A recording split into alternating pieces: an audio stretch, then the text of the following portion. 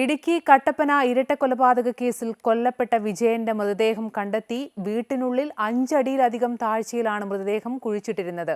അല്പസമയത്തിനുള്ളിൽ നവജാത ശിശുവിന്റെ മൃതദേഹം കണ്ടെത്താനുള്ള തിരച്ചിൽ ആരംഭിക്കും.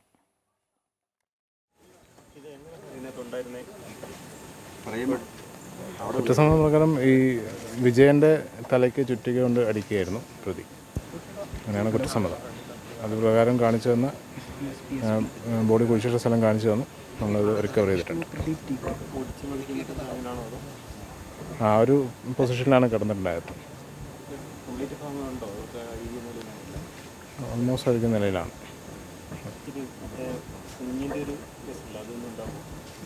അതും ഇത് പ്രൊസീജിയർ കംപ്ലീറ്റ് ചെയ്തതിനു ശേഷം ഉടനെ അതും നമ്മൾ വിശദാംശങ്ങളുമായി MC ബോബൻ ചേരുന്നുണ്ട്. ബോബൻ, ഈ പ്രതി നിതീഷിന്റെ തെളിവെടുപ്പിലാണ് ഈ കട്ടപ്പന ഇരട്ടക്കൊലപാതക കേസിൽ കൊല്ലപ്പെട്ട വിജയന്റെ മൃതദേഹം കണ്ടെത്തിയിരിക്കുന്നത്. വർഷങ്ങൾക്ക് മുമ്പ് നടന്ന 2 കൊലപാതകമാണ്. ഈ കണ്ടെത്തലുകളെല്ലാം എത്രത്തോളം നിർണായകമാണ്? അമ്പിളി, കട്ടപ്പന ഇരട്ടക്കൊലപാതക കേസിൽ പ്രതി നിതീഷിന്റെ കാഞ്ചിയാർ കക്കാട്ടുകടയിലെ തെളിവെടുപ്പ് പൂർത്തിയായിരിക്കുന്നു. ഇവിടെ നിന്ന് വിജയന്റെ മൃതദേഹം കണ്ടെടുത്തിട്ടുണ്ട്.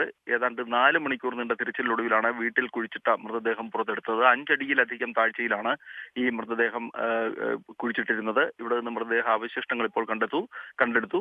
പ്രാഥമിക പോസ്റ്റ്മോർട്ടം നടപടികൾക്ക് ശേഷം ഇപ്പോൾ നവജാത ശിശുവിനെ, വിജയന്റെ മകളുടെ കുഞ്ഞിനെ കൊലപ്പെടുത്തി കുഴിച്ചിട്ടിരിക്കുന്ന കട്ടപ്പനയിലെ വീട് പരിശോധിക്കും. ഇവിടെ തൊഴുത്തിന് സമീപം ആണ് ഈ കുഞ്ഞിന്റെ മൃതദേഹം മറവ് ചെയ്തിരിക്കുന്നതെന്നാണ് നിതീഷിന്റെ മൊഴി. ഇതിന്റെ അടിസ്ഥാനത്തിൽ ഈ വീട്ടിൽ ഇന്ന് തന്നെ ഇവിടെ ഈ മൃതദേഹം കണ്ടെത്തുന്നതിനുള്ള നടപടികൾ നടത്തുമെന്നാണ് ഇടുക്കി ജില്ലാ പോലീസ് മേധാവി അല്പം മുമ്പ് അറിയിച്ചത്. എന്നാൽ സമയം ഏറെ വൈകുന്ന സാഹചര്യത്തിൽ ഒരുപക്ഷെ നാളത്തേക്ക് തെളിവെടുപ്പ് മാറ്റിവെക്കുമോ എന്ന കാര്യവും സംശയമുണ്ട്. എന്തായാലും ഈ കേസിൽ പ്രധാനമായും 3 പ്രതികളാണുള്ളത്. നിതീഷും അതുപോലെ തന്നെ വിജയന്റെ മകൻ വിഷ്ണു, വിജയന്റെ ഭാര്യ, ഇങ്ങനെ 3 പ്രതികളാണുള്ളത്. ഇവരുടെ 3 പേരുടെയും അറിവോടുകൂടിയാണ് ഈ കൊലപാതകങ്ങൾ നടന്നതെന്നാണ് പോലീസ് കരുതുന്നത്. ഏതാണ്ട് 6 മാസം മുമ്പാണ് വിജയനെ കൊലപ്പെടുത്തിയ ശേഷം കുഴിച്ചു മൂടിയത്. എന്നാൽ കുഞ്ഞിനെ, നവജാത ശിശുവിനെ കൊലപ്പെടുത്തിയിട്ട് 6 വർഷത്തിന് മുകളിലായി. അതുകൊണ്ട് തന്നെ ഈ മൃതദേഹം കണ്ടെടുക്കുക എന്നത് ഏറെ ശ്രമകരമായിരിക്കും. എന്തായാലും ഈ ഒരു കൊലപാതകത്തിന്റെയും കൂടി ചുരുളഴിച്ച ശേഷം മാത്രമേ കൂടുതൽ തെളിവെടുപ്പുകൾ ഉണ്ടാവൂ. എന്തായാലും ഇവരിൽ നിന്ന് കൂടുതൽ ഏതെങ്കിലും കുറ്റകൃത്യങ്ങളിൽ ഈ സംഘം ഏർപ്പെട്ടിട്ടുണ്ടോ, മറ്റേതെങ്കിലും രീതിയിലുള്ള പ്രവർത്തനങ്ങൾ ഇവരുടെ ഭാഗത്തു നിന്നുണ്ടോ എന്നത് സംബന്ധിച്ച കൂടുതൽ അന്വേഷണം നടന്നു വരികയാണ്.